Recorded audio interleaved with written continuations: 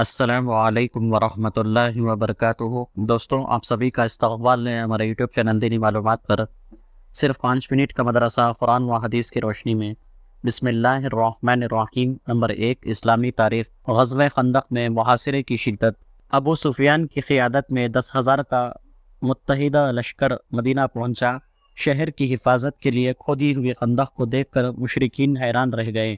رسول اللہ صلی اللہ علیہ وسلم نے 3,000 صحابہ کو ان کے مقابلے کے لیے روانہ کیا۔ دونوں لشکروں کے درمیان خندق حائل تھی۔ ابو سفیان مدینے کا محاصرہ کر چکا تھا۔ بنو قریظہ اور مسلمانوں کے درمیان معاہدہ تھا، اس لیے وہ جنگ میں شریک نہیں ہوئے۔ بنو نذیر کے سردار حی بن خطیب نے بڑی جدوجہد اور کوشش کے بعد بنو قریظہ کے سردار کعب بن اسد کو لالچ دے کر مسلمانوں سے بد عہدی کرنے پر آمادہ کر کے اپنے ساتھ شامل کر لیا۔ اس بد عہدی سے مسلمانوں کو بڑا صدمہ ہوا۔ دوسری طرف منافقین مسلمانوں سے حیلے سازی اور بہانہ بازی کر کے میدان چھوڑ کر جا رہے تھے۔ اس طرح مسلمان اندرونی اور بیرونی حملے کے بیچ آ گئے۔ محاصرے کی شدت اور سختی کے باعث آپ صلی اللہ علیہ وسلم نے بنو غطفان کو مدینے کی 1/3 پیداوار دے کر ابو سفیان کے لشکر سے الگ ہو جانے پر صلح کا ارادہ فرمایا، مگر حضرت سعد بن معاذ اور سعد بن عبادہ جیسے بہادر صحابہ نے عرض کیا، یا رسول اللہ، ہم تلواروں کے علاوہ ان کو اپنا مال ہرگز نہیں دیں گے، وہ جو کرنا چاہیں کر لے، ہم مقابلے کے لیے تیار ہی۔ نمبر 2، اللہ کی قدرت۔ آنکھ میں 7 پردے۔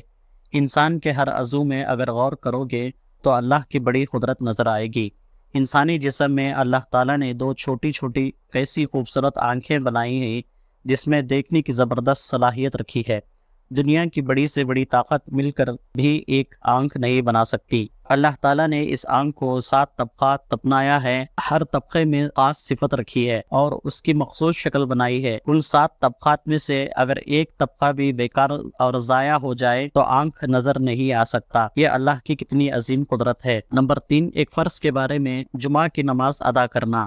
رسول اللہ صلی اللہ علیہ وسلم نے فرمایا، جمعہ کی نماز جماعت کے ساتھ ادا کرنا ہر مسلمان پر لازم ہے، مگر 4 لوگوں پر لازم نہیں ہے۔ نمبر 1، وہ غلام جو کسی کی ملکیت میں ہو۔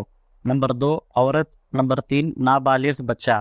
نمبر 4، بیمار۔ فائدہ: جہاں جمعہ کے شرائط پائے جاتے ہو تو وہاں جمعہ کی نماز ادا کرنا ہر صحیح و تندرست، آزاد اور بالغ مسلمان مرد پر فرض ہے، لیکن مسافر پر فرض نہیں۔ نمبر 4، ایک سنت کے بارے میں، نماز جمعہ میں مسنون قرات۔ رسول اللہ صلی اللہ علیہ وسلم جمعہ کی نماز میں سبح اسم ربک الاعلی اور هل اتاک حدیث الغاشیہ پڑھا کرتے تھے۔ نمبر 5، ایک اہم عمل کی فضیلت۔ ٹھنڈی کے موسم میں اچھی طرح وضو کرنا۔ رسول اللہ صلی اللہ علیہ وسلم نے فرمایا، جو شخص سخت ٹھنڈی میں اعضائے وضو کو اچھی طرح دھوتا ہے اس کو دوہرا اجر ملتا ہے۔ نمبر 6، ایک گناہ کے بارے میں، تصویر بنانے والے۔ رسول اللہ صلی اللہ علیہ وسلم نے فرمایا، تصویر بنانے والوں کو قیامت کے دن عذاب دیا جائے گا۔ ان سے کہا جائے گا، جو تصویر تم نے بنائی ہے ان میں جان ڈالو۔ نمبر 7، دنیا کے بارے میں، کافروں کے مال پر تعجب نہ کرنا۔ قرآن میں اللہ تعالیٰ فرماتے ہیں، تم ان کافروں کے مال اور اولاد سے تعجب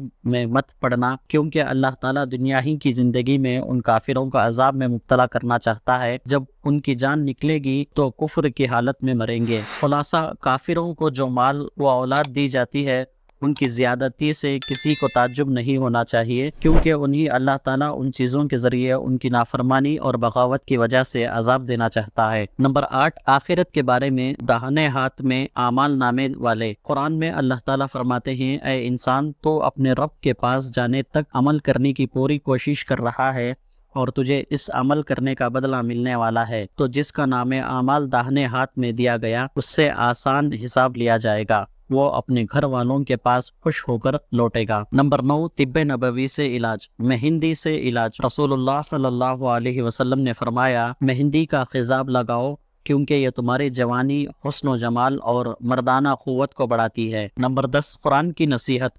قرآن میں اللہ تعالیٰ فرماتے ہیں، اے ایمان والو، اللہ اور اس کے رسول سے آگے بڑھ کر بات مت کرو اور اللہ تعالیٰ سے ڈرتے رہو، بے شک اللہ تعالیٰ تمہاری باتوں کو سننے والا اور کاموں کو جاننے والا ہے۔ اللہ تعالیٰ سے دعا ہے کہ اللہ تعالیٰ ایمانی زندگی عطا فرمائے۔ اللہ تعالیٰ اسلامی زندگی عطا فرمائے، اللہ تعالیٰ ایمان پر ثابت قدمی نصیب فرمائے، اللہ تعالیٰ ہمارا خاتمہ ایمان پر فرمائے، آمین۔ وآخر دعوانا ان الحمدللہ رب العالمین۔ دوستوں، آپ سے ایک گزارش ہے کہ اگر آپ ہمارے چینل پر نئے ہیں تو ہمارے چینل کو ضرور سے سبسکرائب کریں اور اس کو شیئر بھی کریں تاکہ دین کی باتیں دوسروں تک بھی پہنچے، اللہ تعالیٰ آپ کو بھی اس کا ذریعہ بنائے۔ جزاک اللہ خیرہ۔